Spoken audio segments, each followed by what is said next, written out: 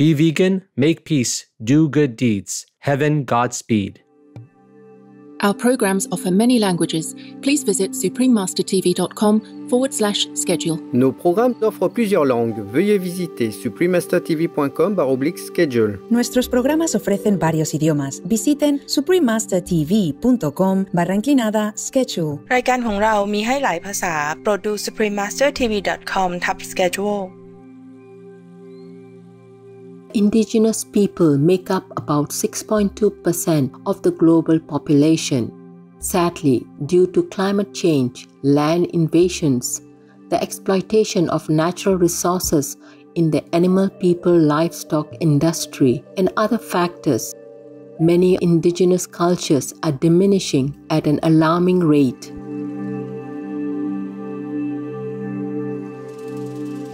The endangered indigenous communities of the world. Continue watching to find out more. The idea and object of Unity In is to demonstrate that man can live and live well on a meatless diet. Charles Fillmore, vegetarian.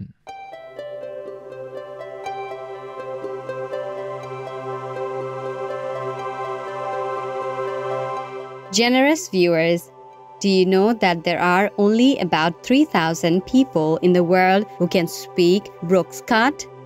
Brookska is a language used by the Brokpa people in the Union Territory of Ladakh in India. The word mountain in this special language is Chur. I am Sonam. With wisdom and courage, you choose to live in harmony with the environment and our animal people co-inhabitants. The perseverant Brokpa people pray for your health and well-being.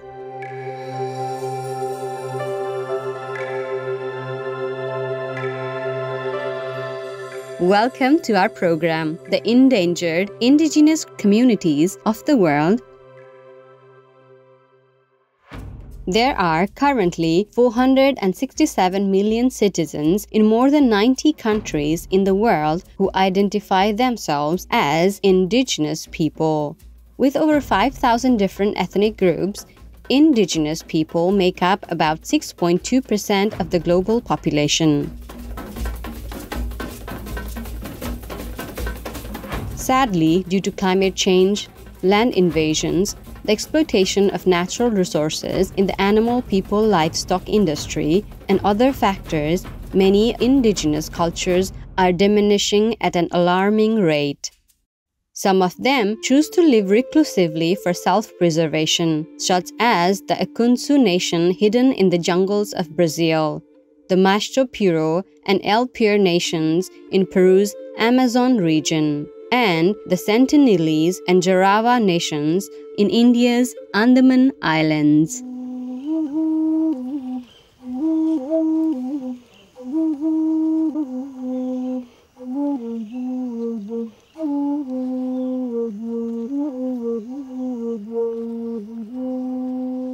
In our show today, we will bring to light some of the ethnic groups across our planet that are in urgent need of protection.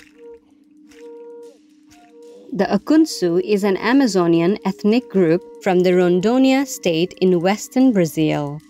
As of August 30th, 2022, only 3 members are remaining. It is believed that before the 1980s, hundreds of Akunsu lived in Rondônia, cultivating small gardens of yucca and corn and foraging for fruits and vegetables in the lush rainforests. However, after the construction of the BR 364 highway in the 1960s, cattle people ranchers, loggers, and others began taking over the indigenous lands. As a result, much of the rainforest was destroyed, and the uncontacted native people in the area were forced to flee to the small remaining pockets of the forest. It's been documented that many lives were lost to the individuals and groups attempting to take the land for their own financial gain in the 1980s. When the Brazilian government body, the National Indian Foundation, FUNAI, first established contact with the citizens in 1995, only 7 community members were alive.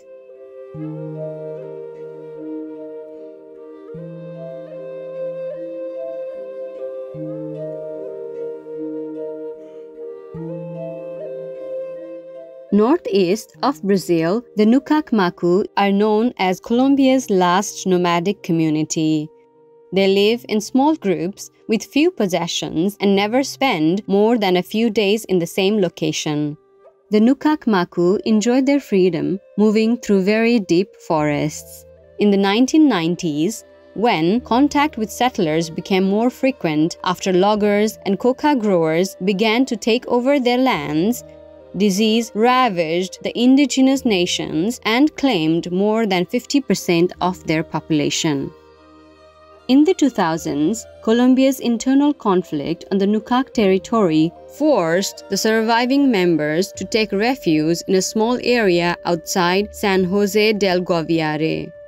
The citizens were reintroduced to the rainforest in 2006, but a flu epidemic forced them back to the settlement. Today, only approximately 250 Nucacmacu citizens remain, and most hope to return to their original lands as soon as possible. According to Colombia's National Indigenous Peoples Organization, at least 32 native groups in the country are at imminent risk of extinction. We now travel to the lush rainforests of the Andaman Islands, a territory of India about 1,600 kilometers east of the country in the Bay of Bengal, to meet the Jarawa nation. They are believed to be the descendants of the first humans who came out of Africa millions of years ago. The Jarawa have occupied the Andaman Islands for at least 2,000 years. They are known for their superior understanding of Ayurvedic medicine and ability to forage seeds and berries for survival. Approximately 400 Jarawa remain on a 1,000-kilometer square protected reserve in the middle of South Andaman Island. The first known presence of foreigners in the area was in 1789, when the island became a British colony. During this time, the spread of disease caused a massive decline in the Jarawa population. Further contact with the outside world was made after 1998, when the first public road was built through the Jarawa Reserve. This brought an increasing number of tourists and poachers, along with many health problems. Disease is a big problem for recently contacted tribes, and the Jarawa have only had any real contact with sort of the mainstream society since 1998, which in terms of the disease and building up immunity is still an incredibly small amount of time. And so that's one of the real worries about having people flocking in every day, tourists going through the reserve. Absolutely just not worth the risk. Warning, don't be vegan, because you will have to take up residence in heaven. Intelligent viewers, let's now pause for a moment to hear a brief message. We'll return shortly. Please stay tuned to Supreme Master Television.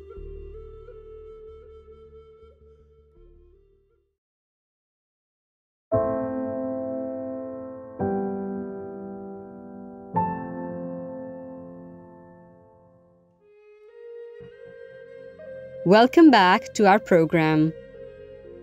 Apart from Jarawa Nation, other indigenous communities also survive on the Andaman Islands.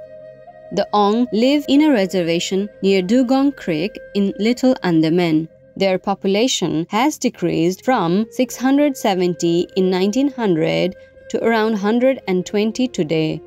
Much of their once tropical paradise has been deforested by settlers, and the surviving citizens have been moved to a reserve, a fraction of the size of their original territory. The government has provided puka houses, food, clothes, medicine, and a primary school for the children at the settlement. However, the Ong still suffer from high rates of malnutrition, and infant and child mortality have doubled since they were forced to leave their native lands from Dugong Creek.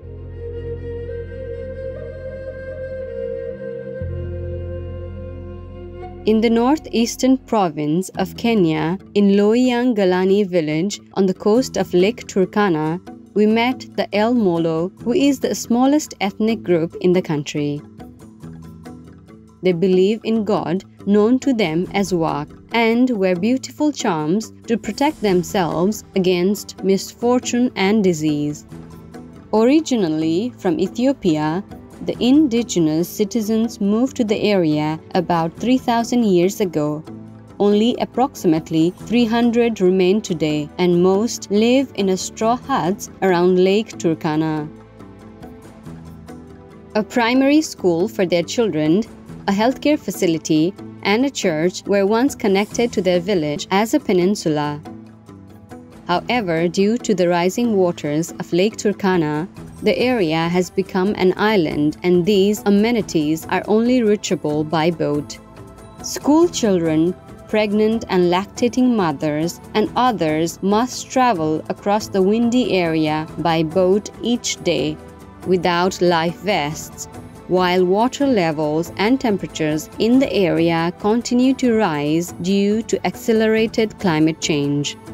In the last couple of years, COVID-19 has become a tremendous cause for concern amongst indigenous communities, as many citizens have little to no immunity to the diseases of the outside world. Studies have shown that the pandemic is disproportionately affecting indigenous peoples. According to a CDC report, COVID incident rates were 3.5 times higher for American and Alaskan Native Americans compared to Caucasian Americans in the first 7 months of the pandemic. In an effort to protect against the virus being brought into their tight-knit communities, some indigenous nations have decided to close themselves off to the outside world. The citizens of the El Pilar Nation in Madre de Dios, Peru, use banana leaves as masks to prevent the spread of disease and have called on the government to provide food and instructions on how their children can be educated without access to the internet within their community. The Asha Ninka Yanesha people in Uxampampa, Peru, have also imposed self-isolation measures. The lockdown has been supported by the army and police, who have agreed to help prevent vehicles from entering their community. What can we do to help ensure these indigenous communities that have survived for thousands of years continue to have a lasting future? Many concerned individuals, NGOs, and government bodies in the world have taken effective measures. Survival International is a non-profit organization dedicated to promoting Native people's rights across the planet for over 50 years. They implement campaigns to stop loggers, miners, and oil companies from destroying native lands, as well as lobby governments to take direct action against atrocities committed against indigenous communities. FUNAI, or National Indian Foundation, is part of the Brazilian government and focuses on protecting lands traditionally inhabited and used by indigenous communities. One branch of the foundation is the Coordination Unit of Uncontacted Indians, the only government agency in the world dedicated to protecting indigenous communities with little to no contact with the modernized world. Documentary filmmakers have used their storytelling talents to reveal the daily battles indigenous communities face to maintain a lifestyle they have lived for centuries. For example, The Territory, released in 2022, tells the story of Amazon's indigenous Uru Ewawau people who are losing their ancestral lands to mass deforestation brought on by animal people-raising industries and illegal settlers. The documentary has won 16 awards. We pray that with immediate protective actions by all concerned parties, our Indigenous brothers and sisters will thrive for generations to come, preserving the invaluable culture and wisdom of their ancestors. Vegan, making worthy history. Conscientious viewers, thank you for your company today during the Endangered Indigenous Communities of the World. Up next is The Scientific Benefits of Meditation and Prayer, Part 1 of 2. In celestial splendor, may we look after each other with compassion and generosity to foster a kinder world. Be vegan, make peace, do good deeds. Hell not reach. Our programs offer many languages. Please visit suprememastertv.com/schedule and suprememastertv.com/CTAW.